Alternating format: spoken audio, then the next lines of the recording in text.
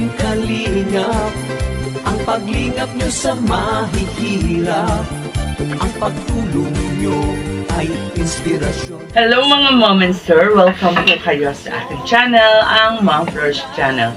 For today's video, pag-usapan pa rin po natin ang Rachel, no?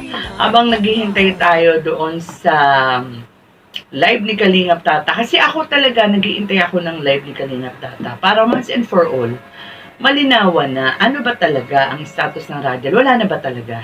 Hindi na ba talaga may vlog ang Rachel, no? O hiwalay na ba talaga or hindi na ba mapapanood? Kumbaga, yung paglilinaw ba, di ba? So, habang nag-iintay po tayo nung live ni Kalingap Tata, magkwentuhan po tayo pa rin tungkol sa Rachel. Kasi meron po ako nabasang isang komento o isang comment po, sabi, kung hindi raw po may babalik ang Rachel, sana si Coach Ralph ay maitambal sa isa sa mga Kalingap Angel ni Kalingap Rab. Ano pong masasabi nyo rito? Siyempre, tinatanong ko pa no, obvious naman na ang sagot na no. Siyempre, huwag naman, di ba? Kasi, sobra namang masasaktan ang mga Rachel supporters. Siguro mas matatanggap na nilang wala ng love team kaysa mapapanood nga nila si Coach Ralph, pero sa iba naman nila love team, no? So, siguro mas matatanggap pa ng Rachel supporters yung mag-solo-solo na lang sila, di ba? And yun na nga, ang pag-asa na lang ng Rachel, kung talagang hindi na po pwede talaga, no, na may content ni Kalingap Tata ang Rachel, baka naman po pwede, ang nire-request nila, baka naman po pwedeng si Kalingap Rab na lang ang mag-video o mag-vlog sa Rachel. Pero, doon po sa live ni Kalingap Rab, may mga nagko-komento rin po ng ganyan. Sinagot po ni Kalingap Rab na si Kalingap Tata lang daw po ang mag-vlog sa Rachel. Hindi niya raw po i-vlog ang Rachel kasi kay Kalingap Tata daw yun. So, ang tanong ng mga supporters, paano ma-i-vlog ni Kalingap Tata, bawal na. So, meaning, wala na talaga. Hindi na talaga mapapanood ang Rachel, no? So, isa pa dun sa sinabi na yan ni Kalingap Rab na hindi niya i-vlog ang Rachel, kay Kalingap Tata lang yun. Ayan po, narinig nyo doon sa mga nagsasabi na siguro kaya pinatanggal lang ang love team para hindi may vlog ni Kalingap Tata ang Rachel, para si Kalingap Rab ang mag-vlog. Ayan po, malinaw na hindi po i-vlog ni Kalingap Rab ang Rachel, no? Doon po sa mga naglalagay ng mga kulay-kulay, dahil nga sa pagbaba ni Kuya Val ng rules na itigil ang love team at syempre nasagasaan talaga dyan ng Rachel, wag po sana ninyo kung ano-ano yung mga ipinupukol ninyo na hindi naman tama dun sa mag-ama. Kasi ako po, syempre nakita nyo naman na talagang gustong-gusto ko ang Rachel. At nakita naman ninyo na ito na halos lagi ang kinokontent ko.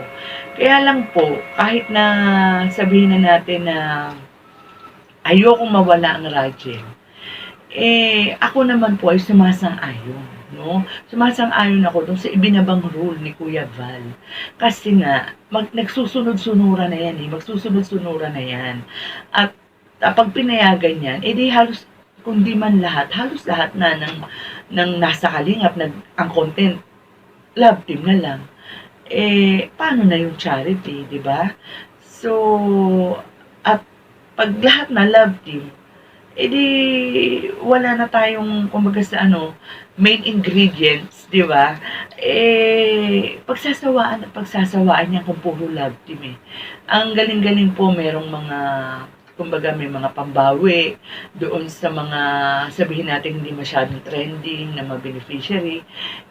Paano po kung ganyan nga po, kung puro love team na lang, hayaan na lang po natin yun kay Kalingap Rab.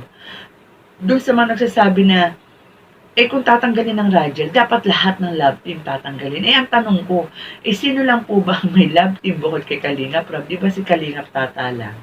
Hindi po natin pwede sabihin na pati yung kay Kalingap Rob na love team tanggalin. Hindi po pwede yun. Kasi si Kalingap Rob, ano po yan? Idea po yan ni Kalingap Rob. Kumbaga sa siya po yung nagka-idea niya sa Kalingap.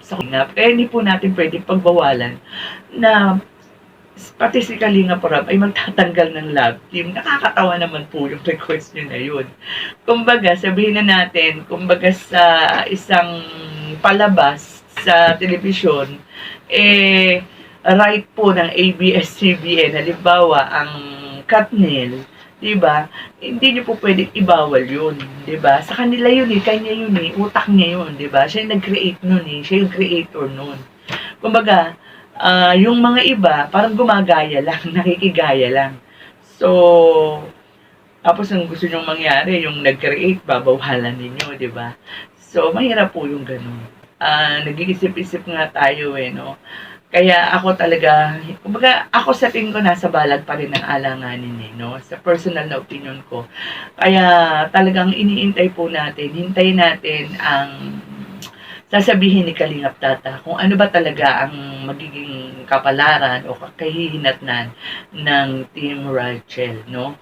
Ako sa akin, tulad ng sinabi ko kanina, kaysa i-love team si Coach Rob sa iba, mas gugustuhin ko pang makita siyang nagsosolo, no? At para doon naman sa mga nag-aalala kay Angelica na baka pagka hindi na wala ng Rachel, hindi na makatatapos ng pag-aaral, bakit naman po hindi makakatapos ng pag-aaral? Nasa mga kamay niyo po, no? Ng mga viewers, ng mga supporters, ang ikakatagumpay pa rin ng mga vlog ni Angelica.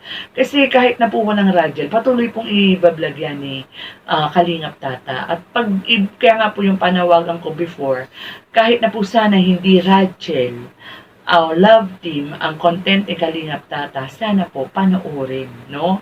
At kung gusto nyo pong makapagpatuloy ng pag-aaral si Angelica, sana po kahit hindi Rachel ang content ni Kalingap Tata, kahit na solo lang si Angelica, panoorin nyo po, di ba? At huwag po natin isisi kung kani-kanina kung ang hindi pagtatapos ng pag-aaral ni Angelica. Supportahan po natin. Yun po ang solusyon nito. So with that, mga Kalingap, mga Karajel, hanggang dito na lang po muna ang ating kwentuhan. Mag-iingat po tayong lahat and God bless.